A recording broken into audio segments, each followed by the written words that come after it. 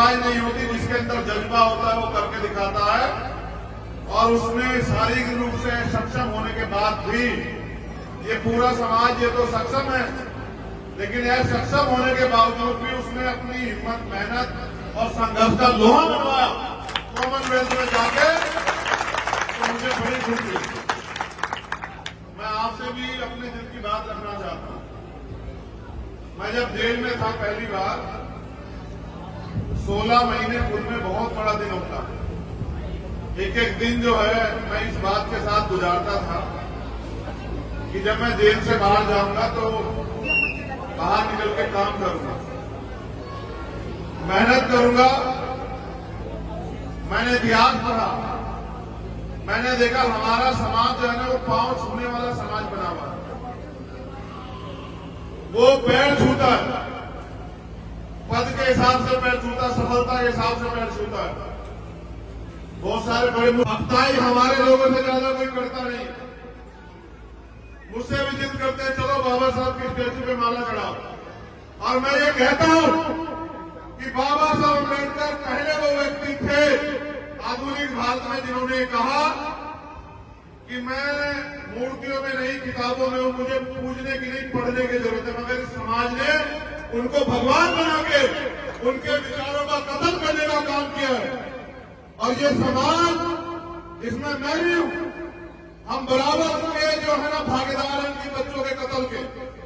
आप याद करो, मैं उस समय पैदा नहीं हुआ था, लेकिन जिस समय बाबा साहब हमारे लिए लड़ने के लिए गोलमेज गए और हम इतने निकम्मे नालायक लोग थे कि उनके परिवार की रक्षा सुरक्षा भी नहीं कर पाए, वो हमारे लिए लड़ने के लिए, संघर्ष करने के लिए, पढ़ने के लिए विदेशों में गए।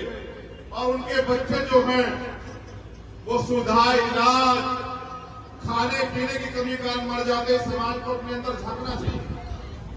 जिस रहबर की वजह से आज ये मेरी बहन यहाँ लेकर खड़ी और मेरे तन बदन में कपड़े हैं, मुझे अधिकार मिला है सम्मान से जीने का, बोलने का, हक अधिकार की लड़ाई लड़ने का। उस रहबर के बच्चे जो हैं वो इलाज न मिलने के कारण मर जाते हैं। ये समाज बैठा देखता रहता है। ऐसा तमाशा नहीं समाज है। अपने अंदर आकलन करने, चिंतन करने की बजाय मुझे क्या खुशी होती है आपको सड़कों पे नंगा होकर नाचते हुए देख के? नहीं, मैं आपको भीड़ नहीं बनाना चाहता, मैं आपको भक्त नहीं बनाना चाहता, मैं तो आपको लड़ने वाला योद्धा बनाना चाहता हूं। क्योंकि ये लड़ाई योद्धा जीत सकते हैं, भेड़ बकरी ने कोई लड़ाई नहीं की इतिहास गवाह है। अगर आप पढ़ लिख के तैयार नहीं होंगे, आप अपने पैरों पे खड़े होने के लिए मेहनत नहीं करोगे, तो दुनिया की कोई ताकत इतिहास में आपको आने वाले कल में भी आपको सम्मान और अधिकारों का जीवन दे ही नहीं सकती। आप हजारों साल से रो रहे भगवान के आगे, आप जो है लाखों साल से जो है गुरु के ज्ञान प्राप्त नहीं होता है। जिसका कोई गुरु ना हो वो कभी सफल नहीं हो सकता। जितना आदमी संघर्ष से सीखता है, जितना आदमी इतिहास सीखता है, उतना गुरु से भी सीखता है। मैंने भी अपने जीवन में गुरु बनाया, आज वो जिंदा नहीं। उनका नाम है रहबर मानने और साथ श्री काशीराम। मैंने उनके जैसा संत भी दुनिया में नहीं देखा इतिहास पढ़ के। फकीरी से भी ज्यादा फकीरी का जीवन जी के और एक सिंगल का जमीन, एक पैसा आपसे नहीं लेके गए, लेकिन मेरे जैसे और आपके जैसे हजारों लोग तैयार करके गए। तो मैंने इतिहास पढ़ा, मैंने दुनिया का इतिहास पढ़ा, भारत का नहीं दुनिया का। मैंने ये पढ़ा कि दुनिया में जो सबसे बड़ा तानाशाह हुआ जिसको हिटलर कहते हैं, हिटलर ने दुनिया के बारे में लिखा और देश के बारे में, भारत के बारे में लिखा। उन्होंने लिखा भारत का जो शोषित समाज है, भारत का जो बहुसंख्यक समाज है, वो सिर्फ और सिर्फ ताकतवर लोगों की कॉपी करने के अलावा, उनके पीछे करने के अलावा अपना कुछ बना के खड़ा नहीं। आज भी हमारे लोग यहाँ मेरी जिंदाबाद करते रहो, जय भीम के नारे लगाते, इससे आपकी जिंदगी नहीं बदलेगी। अगर आप मेहनत करके, संघर्ष करके आगे बढ़ने के रास्ते नहीं निकालोगे तो कैसे जिंदगी नहीं बदल सकती। आज भी हम लोग यहाँ पिछड़ू बने हुए हैं, और जब थोड़ा बहुत सरकार देती है छूटन, मांगने वाला क्या होता है भिखारी, देने वाला क्या होता है मालिक। हम मांगते रहते हाथ ऐसे करके, और वो लोग देते रहते, हम सिस्टम खा के चलता है देश में। कितनी सुविधाएं हमारे समाज को जो शोषित, हम रोटी के लिए मोहताज है। अगर मेहनत न करें तो हमारे बच्चों को मिले। कितने लोग के घर में गाड़ियां, कितने लोग घर में एसी है, कितने लोग घर में फ्रिज है, कितने लोगों ने 4 पहिए की गाड़ी से हवाई यात्रा, वो देश की यात्रा की है, कितने ऐसे लोग हैं जिन्होंने हवाई यात्रा की है। अगर हम देखें तो हमारी परसेंटेज 5% नहीं निकलेगी शोषित वर्ग, लेकिन फिर भी नहीं जागना चाहते, फिर भी नहीं खड़ा होना चाहते। बाबा साहब की बात करते हैं, शाम के टाइम एक पौवा, एक अद्दा दारू का पीते हैं, माँ बहन को घर में बेइज्जत करते हैं, लड़ाई झगड़ा करते हैं आपस में, और फिर कहते हैं समाज आगे नहीं बढ़ रहा। जब तक आप ये नहीं छोड़ोगे अंधविश्वास, पाखंडवाद और भाईचारा नहीं पैदा करोगे, लत्ता पकड़ खींचने की जगह हाथ पकड़ने का काम नहीं करोगे, आपकी जिंदगी से गुलामी कट नहीं सकती। मैं धन्यवाद देता हूं भीम आर्मी के साथियों का, जिला पलवल और हरियाणा की टीम का, कि वो अपने पैरों पे खड़ी हो रही है। वो समाज के दुख सुख की लड़ाई लड़ रही है, लेकिन अभी लड़ाई शुरू हुई है। याद रखना, आप जो कर रहे हैं वो आपकी जिम्मेदारी है। अगर आपने अपने महापुरुषों को पढ़ा, अभी आजादी अधूरी है, अभी तो एक पहल निकली है। मैं तो उस दिन अपने आप को ताकतवर महसूस करूंगा जिस दिन देश के प्रधानमंत्री की कुर्सी पे बहुजन समाज का व्यक्ति बैठेगा, बाबा साहब अम्बेडकर को मानने वाला व्यक्ति बैठेगा, गुरु रविदास जी महाराज, भगवान वाल्मीकि महाराज, गुरु नानक देव, संत कबीर को मानने वाला व्यक्ति बैठेगा। और जिस दिन देश में ऐसा चाहूं राज में जो मिले सबन अन्न और तुम बसे रविदास रहे, तब जाके जो है तब मानवता बनाया जाएगा, गैर बराबरी खत्म हो जाएगी, गुलामी की जड़ें काट दी जाएंगी, किसी को अन्न की, किसी को खतरे की, किसी को लूट की, किसी को तमाम तरह की परेशानियां नहीं होगी। देश में अमन भाईचारा पैदा होगा, सबका सम्मान होगा, महिलाओं को बराबर के अधिकार मिलेंगे, किसी बहन बेटी का रेप नहीं होगा, उसकी हत्या नहीं होगी, उसकी दहेज के नाम पर नहीं चलाया जाएगा। तब जाके जो है इस देश में हम लोग ताकतवर महसूस करेंगे।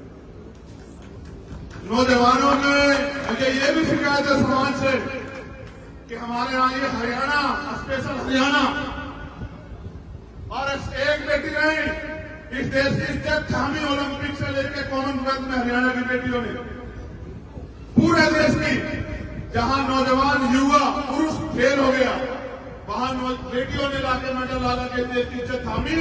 लेकिन ये वही हरियाणा, याद करो, जहां सबसे ज्यादा भ्रूण हत्या जो है बेटियों की होती थी। आज देखो उसी हरियाणा में बेटियों ने जो है नाम रोशन कर करके, ये जो मेरे नौजवान युवा साथी खड़े हैं इनको भी हमने दिखाने का काम किया। अगर आज भी हमारे लोगों के अंदर ये मानसिकता है कि बेटी कमजोर होती है, बेटा ताकतवर होता है, तो देखो सीख लो। मैं इनके पिताजी का भी धन्यवाद करता हूं, क्योंकि बिना माँ बाप के, उनके सहयोग के कोई परिवार नहीं खड़ा हो सकता। मैं उनका भी धन्यवाद करता हूं कि उन्होंने, प्रथम गुरु तो माँ और पिताजी होते हैं, प्रथम पाठशाला घर होती है, उन्होंने अवसर दिया, मौका दिया।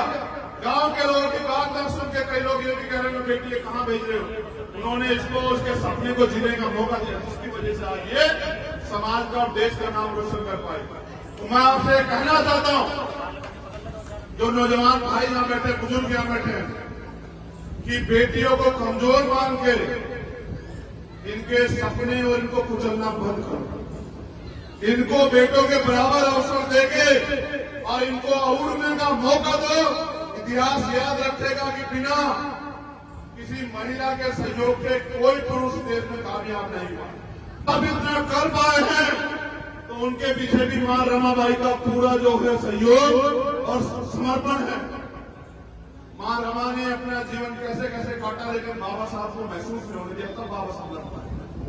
और फिर अगर मैं साहब काशीराम की बात करूं तो उनकी बहनों का, उनकी माओ का, उनके और समाज की महिलाओं का इतना बड़ा हमारा जो है उनके पीछे त्याग बलिदान है कि जिसकी वजह से जो है साहब काशीराम जी इतना बड़ा आंदोलन खड़ा कर पाए।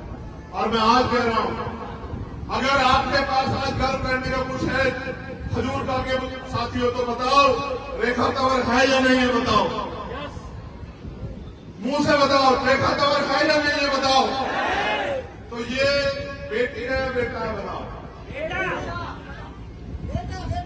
ये बेटी है बेटा, तो आज कह रहे हो तुम लोग ये बेटी है। और ये वो उन बेटियों में से एक बेटी है जो रात को 10 बजे के बाद भेड़ियों के बीच में बाहर नहीं निकल सकती, ये देश की स्थिति है। रात को 12 बजे कोई बेटे अकेले नहीं घूम सकती, ये देश की स्थिति है, जबकि सबके घर में बेटियां हैं। इसलिए मैं आपको कह रहा हूं, इसको बेटा कहने से नहीं, बेटों की सोच बदलेगा, समाज बदलेगा। मेरी बात को याद रखो आप लोग। अगर हम अपनी सोच नहीं बदल पाए और बेटियों के सपनों को कुचलते रहे तो इस देश में एक दिन ऐसा आएगा कि आपको अपना जीवन जीना भी जो है ना दुर्भर हो जाएगा। तो मैं दोबारा से धन्यवाद करता हूं और ये उम्मीद करता हूं, आप लोग भी उम्मीद करते हो नहीं करते हो बताओ? पहले उम्मीद तो जान लो क्या है। मैं ये उम्मीद करता हूं कि ओलंपिक में रेखा तंवर गोल्ड मेडल लाएगी। आप लोग करते नहीं करते हो बताओ? जितने लोग करते हैं बहन और भाई बुजुर्ग हाथ खड़े करके बताओ। आप देखिए बेटा कितने लोगों की जिम्मेदारी। ये तो आज तक थी।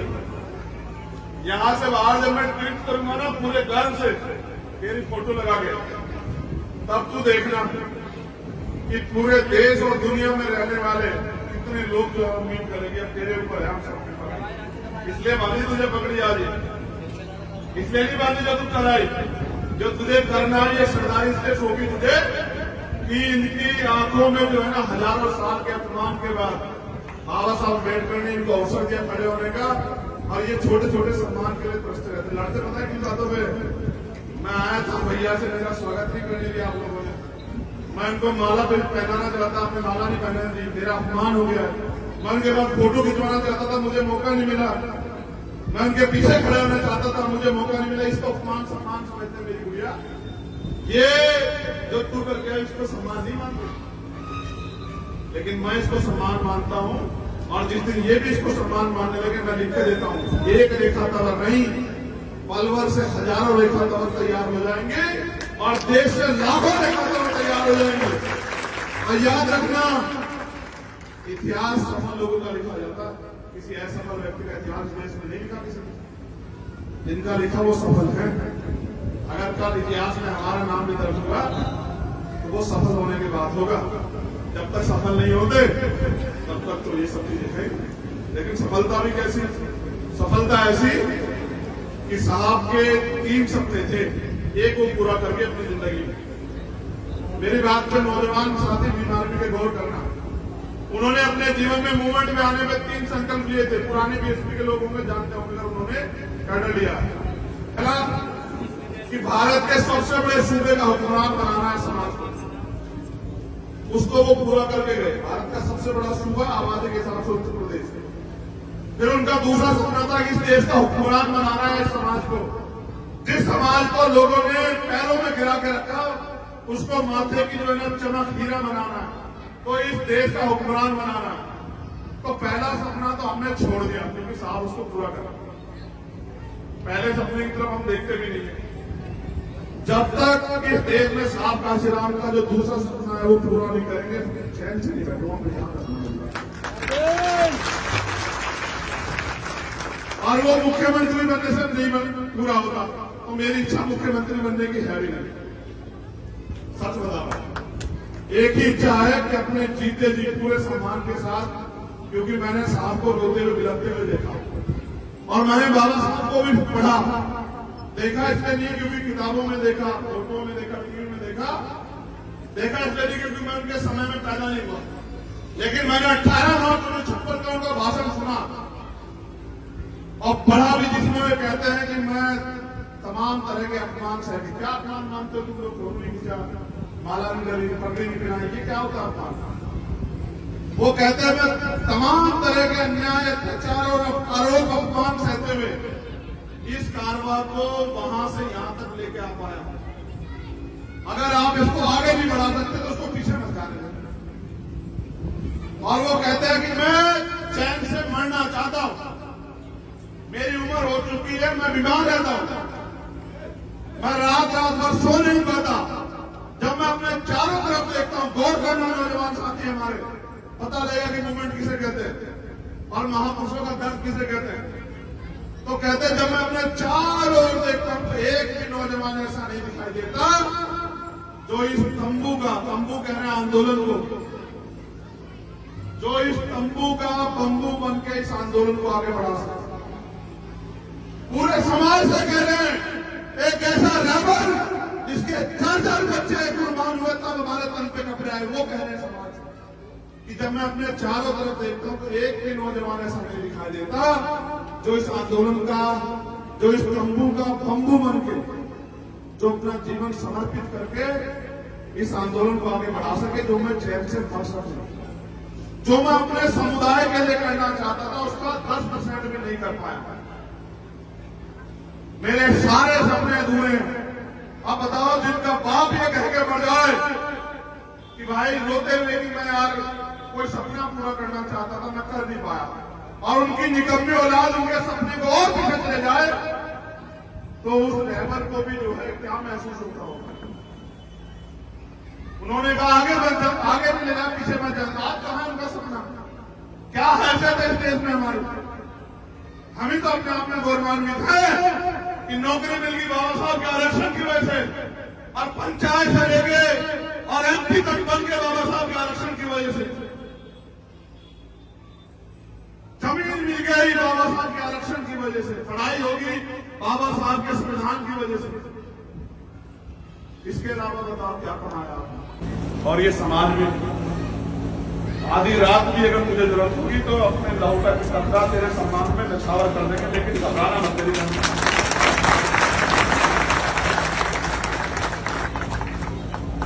पाड़ा खींच के पार ही आ गया, ठीक है भाई चंद्रशेखर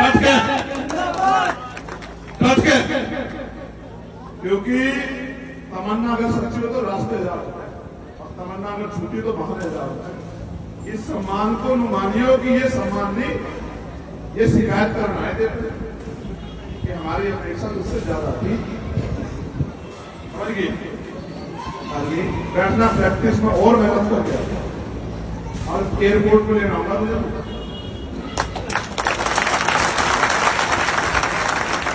हमेशा से माफी जाएगी तुम्हारे, लेकिन वहीं से एयरपोर्ट से उस दिन खजूर का लाने का मौका देगी, असली घर उसके, ठीक है। इनके पूरे परिवार को धन्यवाद, उनके संघर्ष की वजह से ये लोग यहाँ पहुंची। खजूर का के सभी सम्मानित इन लोगों ने भी इसकी मदद की, सभी समाज के लोगों का बहुत बहुत धन्यवाद। और भीम आर्मियों के साथियों निवेदन कि ऐसे ही और बहनों को प्रोत्साहित करो, ऐसे ही और भाइयों को प्रोत्साहित करो कि वो आगे निकल के आए। हमें कोई निकलने का रास्ता